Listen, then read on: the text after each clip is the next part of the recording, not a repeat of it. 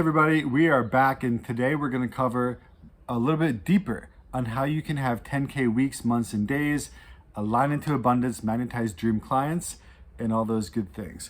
Okay, I'm John Patrick Muller. I'm a former Buddhist monk, and I took my gifts, turned them into an online spiritual coaching business and digital marketing business, and now I help other people to do what I did, which is to grow my business using social media, using words, using energy, using strategy, and so on.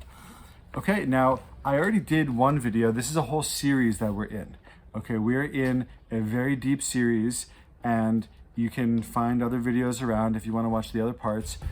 But I kind of rushed through the ending of a previous video on presentations. Okay, so I made a video on presentations. It was one of the first in this series. I believe it was the second video in the series on presentations. And I kind of went really fast through the end, and transparently there was noise in my environment, and I just didn't want that to come into the video. And so that's why I did that. But I'd like to finish that now. Okay, so we were covering 12 different sales, or 12 different transferences of belief or energy that you can create during a group presentation. A presentation refers to when you are speaking one to many. When you are doing a video or doing a masterclass or doing a workshop or a webinar or a retreat or some kind of group experience where you are talking and many people are listening. It's called one to many because there's one of you and many of them. Okay? And so there's 12 parts. I covered most of these in the first video. Again, just in order. Now, again, you don't actually need to use all of these. This is a very complete list. You can use half of them and you still get good results. But here they are. And also I learned a lot of this from Russell Brunson and other people such as Dan Henry. Okay, so the first one is watching. You're kind of selling them or helping to create a belief that they should watch the rest. People come because of like the hook. They come because of the headline. They come because of some kind of promise that was made in the hook or the headline. And they're like, oh, I need to come. And then the first thing you say during the presentation is you reaffirm that thing, right? Just like I did on this video. Hey, we're here to learn how to have 10K weeks, months, and days, align to abundance, and magnetize dream clients. That's a pretty good headline, right? And so you want to start with something like this to get people in so that they know, oh, I'm in the right place. And, if I stay, then this promise will be fulfilled. So you're going to fulfill on that promise. That's your first promise, is you're going to teach them how to, right? I don't say in this video, we're going to, fully align into abundance. We say, I'm going to show you how to align into abundance, right?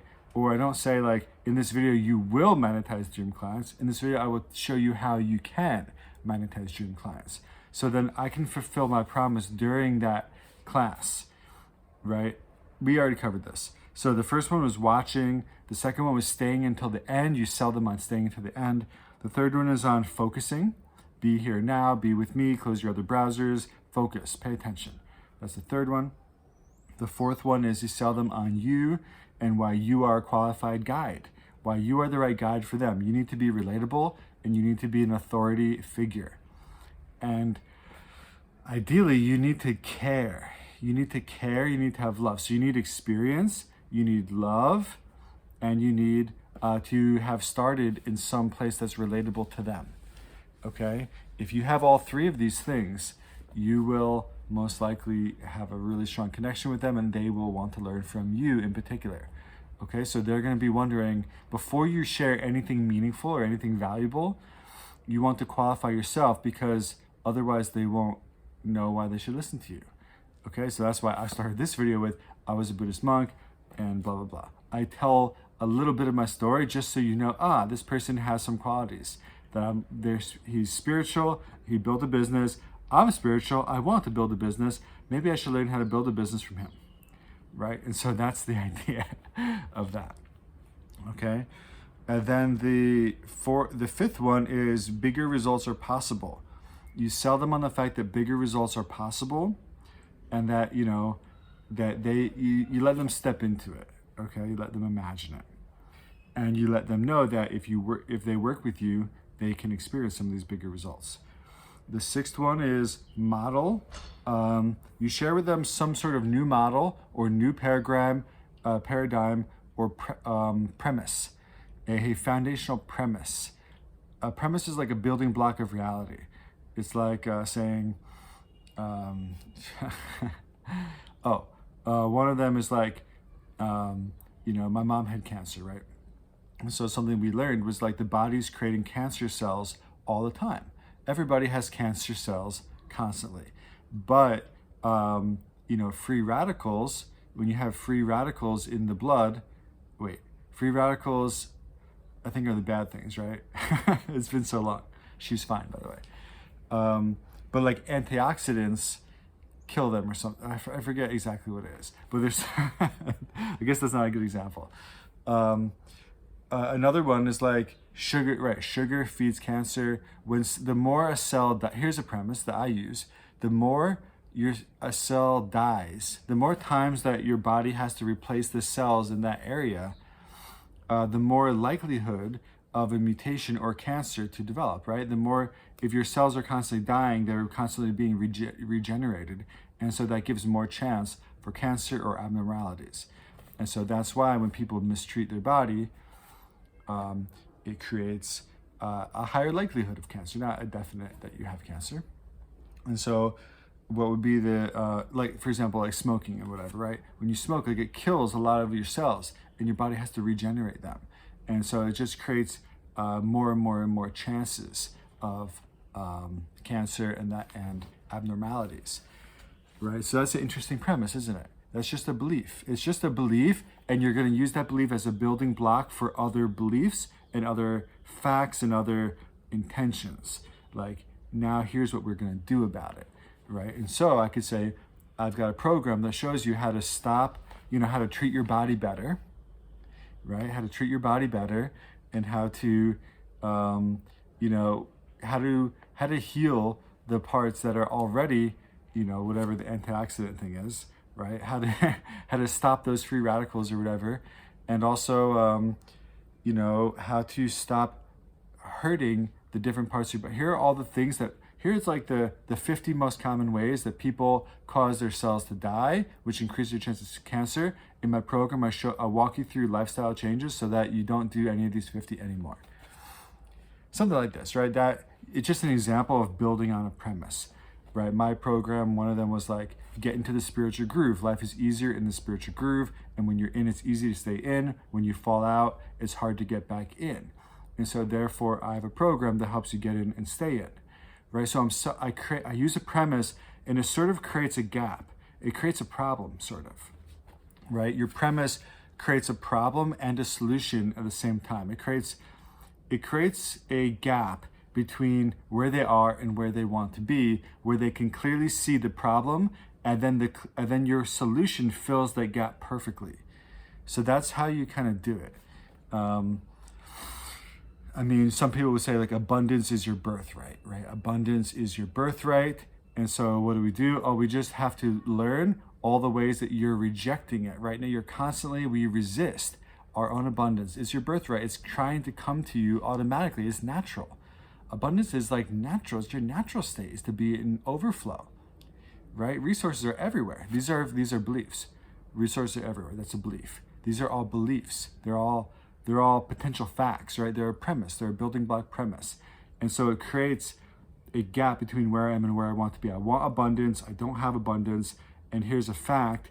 Abundance is natural. You just have to stop resisting it. So here's, in my program, I show you the 12 most common ways that we resist and reject our own abundance.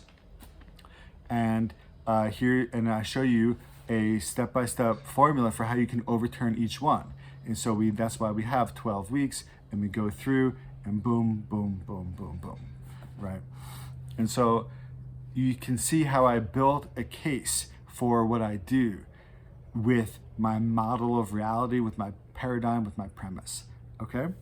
And so I didn't mean to be kind of recovering these old points, but I know that this is a really tricky one, so I'm sure this is helpful for a lot of you.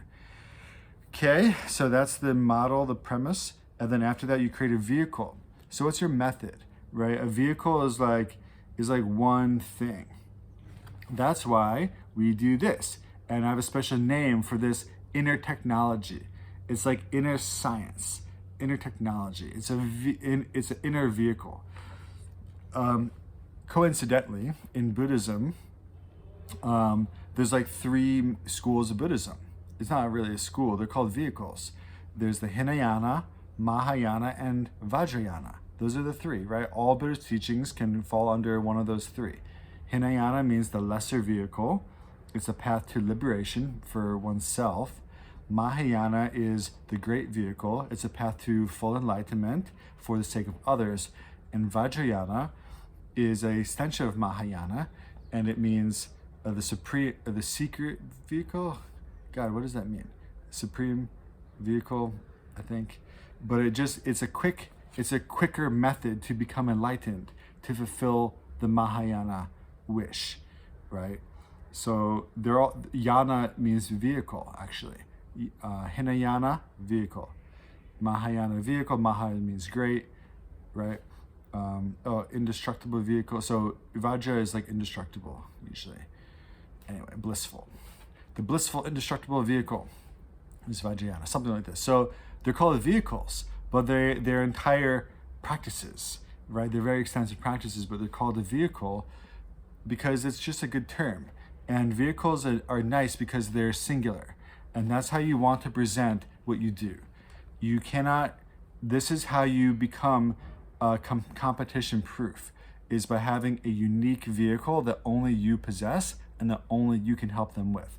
And if you set up the premise correctly, and then you set up your vehicle as the no-brainer solution within your premise, within your model, and then you have a step-by-step roadmap of how you can navigate the vehicle to the result, it just tells a person what they need to know. Then if they believe you and if they want it, they can't get it anywhere else because it's all proprietary. You literally made it all up, actually. That's the cool part, is we made it all up. But all technologies are made up. All vehicles are made up. All systems, all modalities are made up. And so as long as yours are following the basic premises of how transformation works, then it works. And you just sell people on that version. Whereas if you tell people, oh, I do Reiki and blah, blah, blah, and you have a bunch of different modalities that you blend together, they're not going to believe you as being capable of delivering a supreme result, usually. And they won't want to pay top dollar for it because they'll believe that they can go other places. They may even think, oh, well, maybe I'll just go to a Reiki specialist because, you know, if you do like 3 things and one of them is Reiki, they might say, well, maybe this person, all they do is Reiki and they really believe in Reiki, so I'm just going to go to them, right? They want to know that you believe in like the one thing. So that's your vehicle, and then it's your new way. The next one's your process. Now here's a little tip about the process. Your process needs to be simple. You know, usually 3 to 5 steps is what I've seen work the best. 3 to 5 steps. So especially when you're doing high ticket, the higher the price, the more simple everything needs to be. A high ticket buyer, like wisdom is simple actually, right? The truth is simple, right? People who are high ticket buyers have less obstacles in their mind. They have less obstruction. They're more direct usually, and they think more clearly, right? And they just want the result. And so if you make it complex, they're not going to really be interested usually, in my experience. So I found that especially for high ticket, having simple, right? Simple stuff, right? First, we identify your core limiting beliefs. Then we get your vibe super high. Then we overturn those core limiting beliefs with this super cool method that I have. And then we practice the self-love to kind of support your whole practice. And lastly, we have a community where we share and whatever. So you have a process, okay? And so 3 to 5 steps, keep it simple, but think of your process as a certainty meditation. When you're explaining your process, it's kind of a structure. The structure is the masculine role, and certainty comes through in your masculine explanations. So when when you're talking about your vehicle, you want to be really excited, right? And certain, but also excited. And then the confidence, that certainty needs to come through when you're talking about your process. And you walk them through, first we do this, and then we do this, and this, and this. And you talk them through, and you're in full certainty, and then they kind of come into your structure. And they're gonna feel supported by the structure that you have created with your words, okay? And it needs to logically make sense. Their logical mind is gonna feel very comfortable if that process and vehicle and all that stuff makes sense to them, okay? All right, that was number 8. Number 9 is their own ability. You need to sell them on their own ability, because now their main objection would be, well, that all sounds great, John, or whatever, but I don't know if I can do it, right? I have a unique knot of neuroses that I don't think anyone can help me with. So this system, cool that it worked for you, I don't think it could work for me, right? And so you need to sell them on their own ability by demonstrating the ease of use. Demonstrate the ease of use, okay? Demonstrate how easy it is to use your method and that kind of thing, right? And you can share any client results of people who are difficult, who are like very difficult clients who were not doing well, and then they got results, they had a breakthrough. You can share a story like that, okay? So that's number 9, is sell them on their own ability by demonstrating the ease of use. Then you can do, so the last 3 are time, money, and their ability to make a decision. So time. Time is an interesting objection. We have time. In one time in my life, I was driving a friend or someone I just met at an Airbnb, actually, this old guy. I was driving him from wherever we were, North Carolina to Florida, Tallahassee, Florida, and because I was on my road to Florida. And he said that to me. He was very wise. He was like a coach, actually. And so he said, I said to him at one point, I was like, he wanted to do something, like, I don't have time for that. And he goes, all we have is time. We were in that kind of relationship where he was like, he felt comfortable to coach me, and I felt like I wanted some of his wisdom. He was a very old guy, but very wise. He's like, all we have is time, right? So I kind of rephrased it, and instead of saying I don't have time, I said, it's not my priority right now, right? And that's the correct reframe on time, right? It's not my priority right now.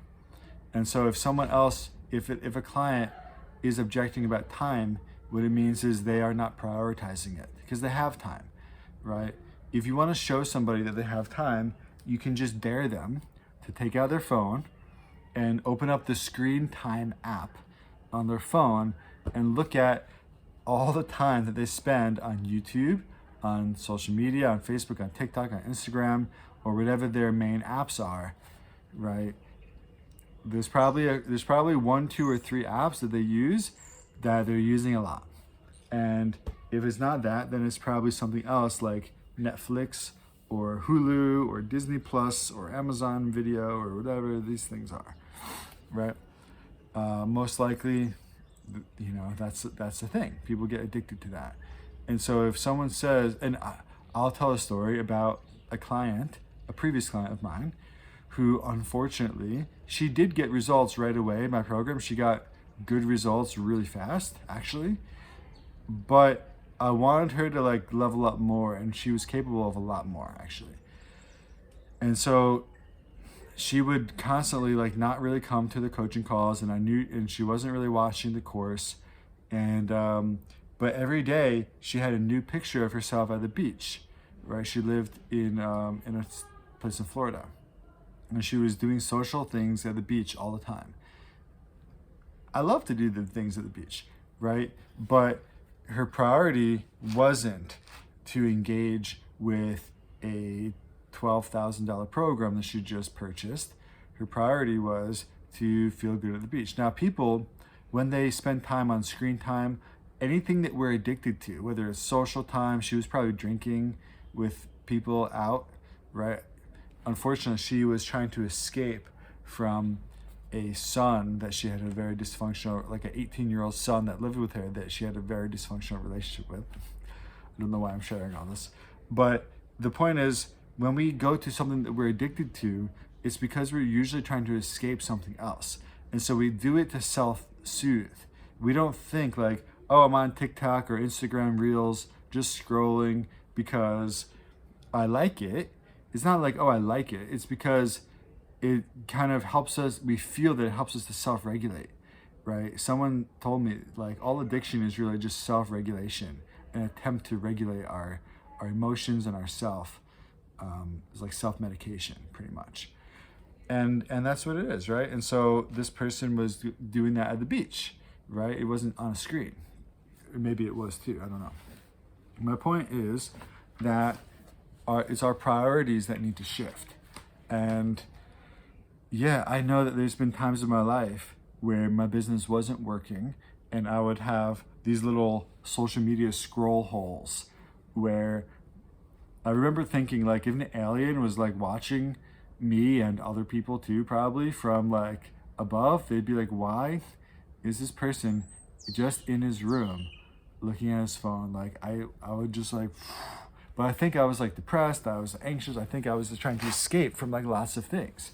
But like building a business, any breakthrough, if you're actually having a breakthrough, that means that there's a threshold there, an energetic threshold that you've never crossed over before, right? It's new. It's like you're on the inside of an onion. We will need to penetrate that shell, right? And you can't do that with very sloppy, sporadic, non-intense action. You need to like become single pointed so you can break through, right? Like the sound, think of the sound barrier. The sound barrier is like a threshold, right? You could throw Superman in one movie threw a baseball and he threw it so fast it broke the speed of sound, but the ball completely like exploded because the ball isn't capable of traveling through that, and so it smashed it like it was smashing into a dome, right? But it wasn't. It was just in midair. And so in order to break through the sound barrier, you need something really strong, like certain types of jet and metal and very pointy and aerodynamic, right? Only special things can actually go through the sound barrier and make it out on the other side, right? And so this is like the thresholds in our life. They may not be as intense as that sound barrier, but it feels like that to us. And the old versions of ourselves cannot get through it. We break. We're like the baseball that breaks. We get smashed into bits when trying to break through. And it's because of lots of things. We're not focused. We're not coming at it with the right energy. It's like in our life, we have all this energy, but we don't use it. And we spend it all on social media and it's all gone, right? And then we're like, oh, I have an hour left with an unfocused mind to try to build my business. Well, sorry, that's not gonna work. 1 hour left. 1 hour with momentum and focus is different than 1 hour with no momentum and no focus, right? Focus meaning your mind's ability to focus, which if you're on social media, you are active, especially short social media, like short videos, short content, it will actually destroy your focus because your mind gets used to only seeing something for a few moments and then it switches. Like you should try to listen to radio and TV ads and programs from the 1950s. People had more focus then. It could take you a few minutes to really get into it, and the mind of the listener was able to just like go in. It wasn't so distracted. Nowadays we need to like go to a million things, but it's just a training. Our mind is trained to not focus. We need to train ourselves to focus, right? Social media is ruining your ability to focus because it creates a mental habit of seeing a new thing and looking towards new things all the time, right? You need to kill that so that you can go from 0 to 1 and just like pick one thing, because that gives you that pointiness, right? To actually have a breakthrough. And you need to take your energy from all the other things that you're trying to do on this side of the threshold and put them into your vehicle your jet so that you can go through that threshold in a single pointed way. Then you'll have a breakthrough, right? That's how breakthroughs come. People talk about breakdown before the breakthrough. It's all these attempts at going through, and it's hard to get through it. Okay? So the main point I was trying to make here mostly was about priorities. And it's not about time, it's about priorities. And we need to learn to reprioritize. In Buddhism, this is one of the main things that we do right away, is you think about your own death. And on your deathbed, you have a very clear understanding of what was important in life and what was not important. Because you can see the things that made your life meaningful and the pieces that you get to take with you in your heart. All you get to take with you after death is the contents of your heart, both good and bad, right? And like the lives that you've touched along the way, right? That's what you get to take with you. We don't take money or houses or reputation or status or your body or even like your friends and family. You don't take any of that stuff, right? And so if you put energy into those things, when you start to die, you realize that you can't take them with you, and you reprioritize. In that mirror of our own mortality awareness, we see clearly what was important and what was not. But if you wait that long, you can't do anything about it. So in Buddhism, we try to bring that mirror from your deathbed to the present day and see clearly what's important and what's not, so you can readjust your priorities now and live every day as if it could be your last, right? Because it can be your last. That's true. So in general, we all need to learn how to reprioritize, but if we're trying to help a client if time is one of their objections, is actually a priority thing.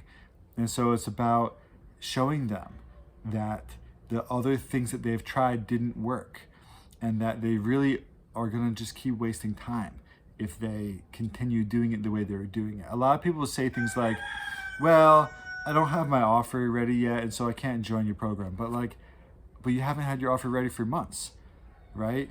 Whereas in my program, we'll get you an offer within a couple weeks, and then you'll be ready to go. So how about you don't wait, you don't wait to have an offer to join a program that helps you make an offer, right? And so you have to reprioritize. You have to get people to be like, oh, right, time is important and I better do this now, okay? So that's time. And also timing. Timing is important. Then timing will never look perfect because your timing was created by a previous version of you, right? In a moment of choice, if someone's creating a new identity and they're creating a new timeline in that call with you or on that presentation, they might create a whole new timeline. But the previous self of theirs set up their circumstances to be non-optimal. If the circumstances were optimal, they wouldn't even need your help, right? The fact that their circumstances don't look optimal is proof that they actually need your help, because they haven't been able to create, if they were to make a decision today on that call with you and then change their life systematically, step by step, their circumstances would start to change, right? Of course, they don't look perfect now. They haven't been living the right way. They don't have it all in place yet. That's why they need help. So you help them create a new identity and to make new decisions on a new timeline, and then their circumstances will change. All right, so their timing, the timing will never feel right, but that's because they need to do something different than they've already been doing. Okay, I hope that makes sense. The 11th one is money. So if people have a money objection, it's almost always a value objection, right? If I were to tell you right now, hey, I'm gonna give away my my house. It's actually a mansion, and there's actually 3 of these mansions spread over a couple of different countries, including Costa Rica, America, and Spain. And I'll give them to you for $10,000, right? But only if you can, apply within the next week. Anyone who messages me within 1 week and can pay $10,000 can have these 3 mansions, right? Is $10,000 expensive or is it cheap? In this case, it's cheap. And if people really saw the value, if I really went into the value of each one, they might be salivating they would probably figure out how to get 10,000. They'd borrow it. They would do something, right? They would start using all their manifestation secrets that they have and they're not using. And so it's really, pricing is never really, a price objection is never a price objection. It's always a value objection. Now, sometimes people don't have the money, but that's not really a price objection. That's just they don't have the money. They're not qualified. But if someone is qualified, if they actually have the money to join your stuff and they have a objection about pricing, it's because they don't see the value, which indicates that you didn't do a good enough job expressing the value, which means that you have to go back to cover some of these other things that you were supposed to already cover, such as your model, your vehicle, your process, how it all works, the system that you've got, the results that you've got, your ability as a leader, all those things, you need to show them the value, because that's what they're missing if it's a money objection.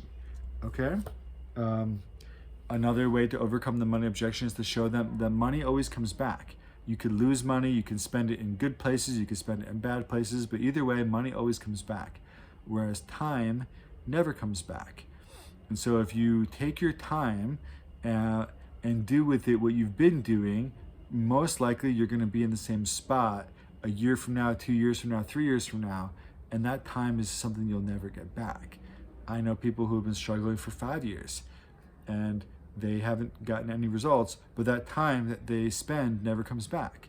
Whereas if we just invest some money, which always comes back, to shortcut our time, which never comes back, then we can get our results now and live the rest of our life better off because of it.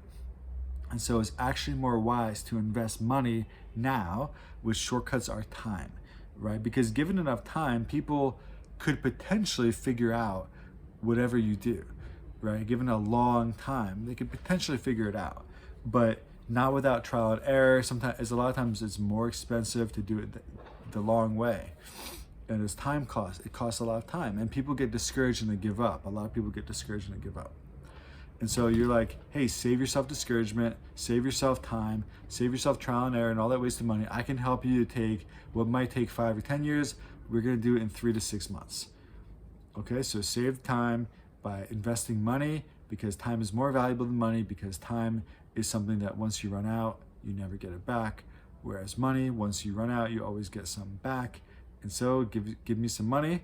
Instead of spending it on things you don't need, let's help yourself to shortcut time, and you can do that right now. Okay, so that's a good way to overcome the money objection, by using time. And the last one is the decision, right? You just need to get them to make a decision right now, right? You want them to make a decision or soon, within 2 days, within 4 days, within a week. You want to give them a short period of time. Otherwise, not everybody. Some people are more emotional in how they buy things, and they already bought. At this point in the presentation, the emotional buyers have already purchased, or they've already booked a call, or they've already done whatever you wanted them to do. They already did it, right? But if someone is still watching, the analytical person is more logical in how they buy, and a lot of people are thinking about it, and there's a little bit of fear. There's fear-based, right? Someone who's an emotional buyer, even when they have strong logic, they'll buy pretty soon. Whereas a lot of analytical people have fear in their mind, and they spin and they spin and they think. And the thing is, they're scared to make a decision, and they want to get as much info as possible before they make a decision, so that they don't appear stupid. These types of people, I used to be one of them, is very afraid of looking foolish or stupid in front of others. And they've maybe made mistakes before. They pride themselves on being intellectual. They pride themselves on being smart and intelligent.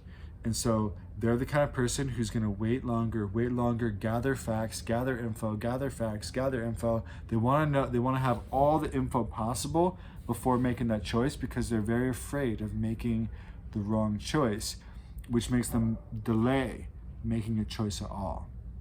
And that person stays in analysis paralysis for a long time, unless you can act on them from an outside source. So the way that you do this generally in marketing is by giving people a deadline, right? There's studies that show that basically there's studies that show that when you do like a launch, let's just say it's like a 7-day launch, the cart opens, you can buy now, and you can buy for 7 days, and at the 7th day, you can no longer buy anymore after the 7th day. It's just, you got 1 week. Of course, they see a U curve. People buy in the, or whatever, upside down U or something. No, what is it? Anyway, it's where people buy, a lot of people buy in the right away, and then nobody buys until the last day, then everybody buys. And so you get a lot of people buy it as soon as it opens, and a lot of people buy it right before it closes. But very few people buy it in the middle. What does that mean? It means all the emotional buyers bought it immediately, and it means all the logical people were waiting, they're thinking, they're waiting, they're thinking, and if there wasn't that cutoff point, they would have kept waiting and thinking. But because you give them an end, a lot of them are like, you know what, let's do it. And they just jump in at the end. So you need to sell people on making a decision. And yeah, you're sort of speaking against fear. You have to realize that the only people listening to you at the end who are still trying to decide have fear.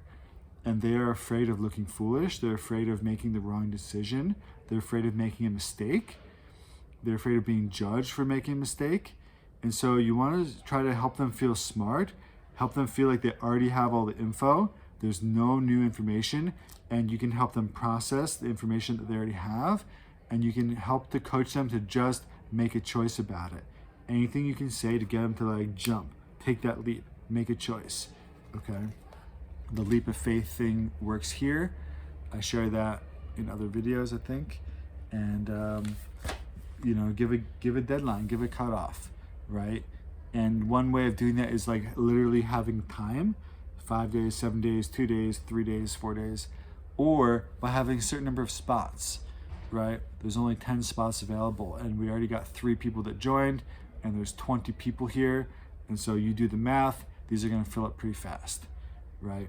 Or there's 10 spots available, we got 3 people, and I didn't even email my list yet, and there's thousands of people on there, and 7 of them want to buy this, so this is your last shot, right? You show them that there's limited time, limited spots, limited quantity, whatever.